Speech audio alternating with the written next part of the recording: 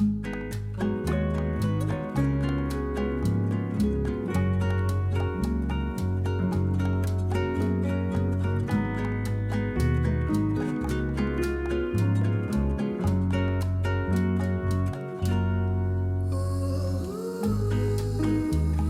มาเริ่มทำกันเลยนะคะด้วยความรวดเร็วมีนาใช้นมนะคะนมจืดเนี่ยครึ่งถ้วยตวงตัวนี้ไม่ชั่งให้นะเพราะว่าชั่งให้ทีไรมีนาไปไม่เป็นทุกทีเลยอะครึ่งถ้วยตวงนะคะก็ประมาณ120 ถึง 125 ml นะใช้นมรสจืดธรรมดานี่แหละค่ะใครแพ้นมก็ใช้น้ำนมอย่างอื่นนะครึ่งถ้วยตวงนะคะเสร็จแล้วเลยใช้น้ำตาลทรายเนี่ยค่ะ2 ช้อนโต๊ะน้ำตาลทรายวันนี้จะใช้ตัวเนี่ยค่ะตัวเนี้ยตวงให้เพราะว่าหลายท่านทักมาอยากให้ใช้ตวงให้ถ้าเป็นตัวนี้นะคะใส่ไป2 ช้อนโต๊ะถึง3 ช้อนโต๊ะได้นะถ้าชอบขนมปังที่มีรสหวานแต่ส่วนตัวมีนาเนี่ยไม่ชอบขนมปังที่มีรสหวานเลยแล้วก็ใส่ยีสต์ลงไปค่ะครึ่งช้อนชาตัวนี้คือครึ่งช้อนชาเห็นไหมคะเรียบร้อยไม่มีอะไรมากไข่ไก่1 ฟองด้วยความรวดเร็วเห็นไหมคนทุกอย่างให้เข้ากันค่ะ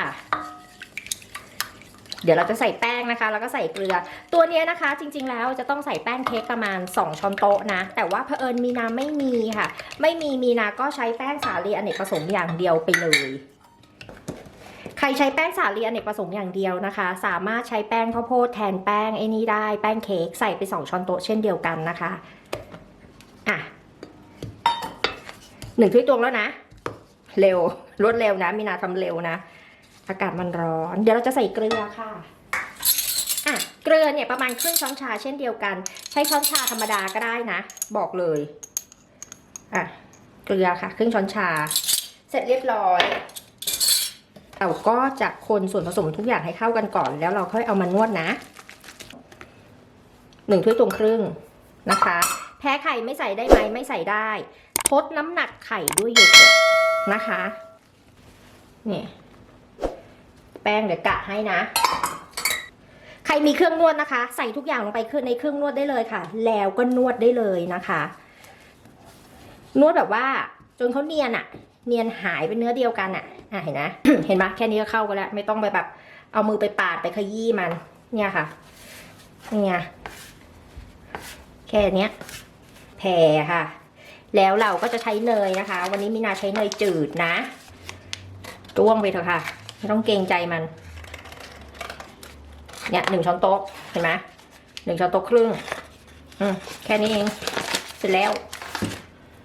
เราก็จะนวดค่ะ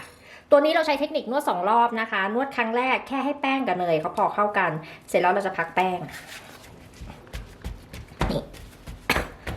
ยังไม่ต้องเอามือไปบี้ไปขยำเราใช้แป้งได้ถึง2 ถ้วยตวงนะคะก็คือไม่ถึงก็ได้เพราะว่าใครนวดเครื่องเนี่ยมันไม่จำเป็นต้องถึงไงคะแต่ว่าถ้านวดมือเนี่ยจำเป็นต้องถึงถ้าอย่างนั้นมันจะนวดกันไม่ได้ถ้ามันแยะเกินนะคะเติมแป้งเข้าไปค่ะแป้งขนมปังแต่อย่าลืมเอาแป้งขนมปังเนี่ยผสมกับแป้งเค้กนิดนึงมันจะทำให้มีเนื้อนุ่มขึ้นเท่านั้นเองสามารถเติมแป้งเพิ่มได้นะประมาณ2 ช้อนโต๊ะได้เลยล่ะค่ะถ้าสมมติว่าใครไม่สามารถนวดได้นะเดี๋ยวเติมให้ดูนี่คือ1 ช้อนโต๊ะแล้วนะ1 ช้อนโต๊ะก็กำลังดีนวดได้เลยเห็นไหมคะมีนาจะเขียนไปนะว่า2 ถ้วยตวงนะคะบวกอีกประมาณ2 ช้อนโต๊ะได้คือมันเป็นออปชั่นเสริมนะพักแป้งนะคะประมาณ5 นาทีแล้วเดี๋ยวเรามานวดต่อมาค่ะเดี๋ยวเรามานวดต่อกันอีกรอบนะคะหลังจาก5 นาทีแล้วเนี่ยเห็นไหมว่าแป้งเขาจะมีความยืดหยุ่นขึ้นมันจะทำให้เรานวดง่ายขึ้นค่ะถ้าเรานวดครั้งเดียวเนี่ยมันจะนวดไม่ง่ายเท่านี้นะนวดไปค่ะนวดไปสักพักนะคะให้แป้งเนี่ยเขาเนียนประมาณ5 นาทีนวดไปเถอะเนี่ยพอเรานวดใช่ไหมคะเนี่ยพอแป้งเขามีความเนียนประมาณนี้นะคะประมาณ5 นาทีนะเราก็จะพักแป้งเลยค่ะพักแป้งให้เขาขึ้นเป็น2 เท่าเลยก็ประมาณ30 นาทีนะคะนี่นะคะมีนาพักแป้งไว้แล้ว30 นาทีก็เอาแค่นี้แหละเดี๋ยวเราจะมาตัดแป้งนะคะประมาณ6 กรัมเพราะว่าก้อนมันเล็กไงคะเนี่ยก้อนแค่เนี้ยเสร็จแล้วเราก็จะปั้นเป็นก้อนกลมๆค่ะ แบบนี้นะคะแล้วเราก็จะพักเอาไว้ได้ประมาณ50กว่าก้อนนะเสร็จแล้วเราไม่ต้องพักแป้งค่ะเราหยิบก้อนแรกเนี่ยออกมาเลยขึ้นรูปตามมีนาเลยนะนี่นะคะเราก็จะหงายเขาแบบนี้นะคะ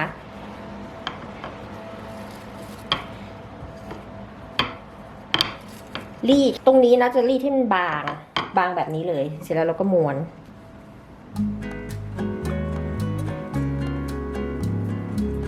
เก็บตะเข็บแค่นี้เองค่ะมันก็จะเป็นอันเล็กๆแบบนี้จะได้แบบนี้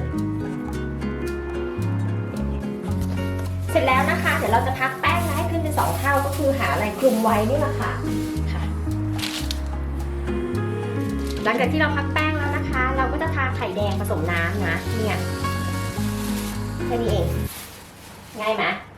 อบที่ไฟนะคะ160องศานะคะไฟบนล่างไม่เปิดพัดลมนะคะหรือใครจะอบ150ก็ได้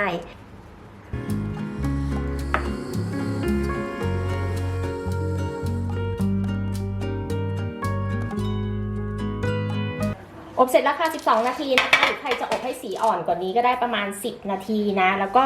เอานมเนี่ยแหละค่ะนมสดรสจืดเนี่ยทาเลยค่ะตอนร้อนๆวันนี้นะคะมีนาไม่ได้ทำสังขยานะแต่มีนาทำเป็นคัสตาร์ดชาเขียวนะคะเราจะใช้นมชาเขียวนะคะประมาณ120กรัมหรือประมาณครึ่งถ้วยตวงแล้วก็วิปปิ้งครีมค่ะ50กรัมใครไม่มีวิปปิ้งครีมนะคะใช้นมข้นจืดได้ไข่แดง1ฟองนะคะน้ำตาลทรายนะคะหวานตามชอบเลยค่ะมีนาใส่ไปแค่3ช้อนโต๊ะนะเพราะไม่อยากกินหวานแป้งข้าวโพด1ช้อนโต๊ะแล้วนะแป้งข้าวโพดใส่ไปประมาณ2ช้อนโต๊ะนะคะเดี๋ยวเราจะคนทุกอย่างให้ละลายก่อนให้เข้ากันก่อนแล้วเราเอาไปตั้งไฟนะคะอ่อนๆกวนจนเขาเป็นรอยตะก้อค่ะก็คือกวนจนไอตัวนมเนี่ยเขาสุกตัวนมเนี่ยนะคะเราใช้นมสำเร็จรูปได้เลยนะนมช็อกโกแลตนมสตรอเบอรี่อะไรก็ได้มีนาใช้นมชาเขียวเสร็จแล้วค่ะเดี๋ยวเราไปตั้งไฟอ่อนนะคะไปค่ะเวลาเราตั้งไฟนะคะแล้วก็คนไปเรื่อยๆค่ะคนไปเรื่อยๆจนเขาเป็นรอยตะก้อนั่นเองค่ะเสร็จแล้วนะคะเนี่ยเขาก็จะเป็นรอยตะก้อแบบนี้เห็นไหมเนี่ยแล้วเราก็จะใส่ตัวนี้ค่ะเนยค่ะลงไปนะคะ1ช้อนชาคนค่ะเนยใส่เพื่ออะไรมีนาใส่เนยจืดนะเพื่อให้เขาเงาขึ้นเท่านั้นเองถ้าใครใช้นมชาเขียวเนี่ยที่มันมีน้ำตาลอยู่แล้วไม่จำเป็นต้องใส่น้ำตาลนะแต่ว่านมชาเขียวของมีนาเนี่ยเขาไม่มีน้ำตาลนะคะมีนาเลยต้องใส่น้ำตาลลงไปเสร็จแล้วค่ะเดี๋ยวทิ้งไว้ให้เย็นนะคะแล้วก็ใส่ถุงบีบเลยค่ะ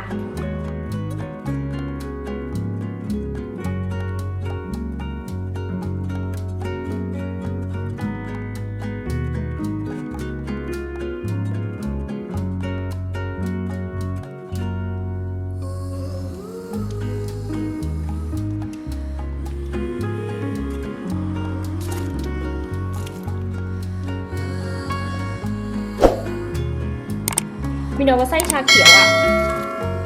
มันละมุนค่ะมันละมุนกว่าสังขยารสชาติมันละมุนกว่าอะไรกว่านะคะรสชาติมันละมุนกว่าสังขยานะตัวเนี้ย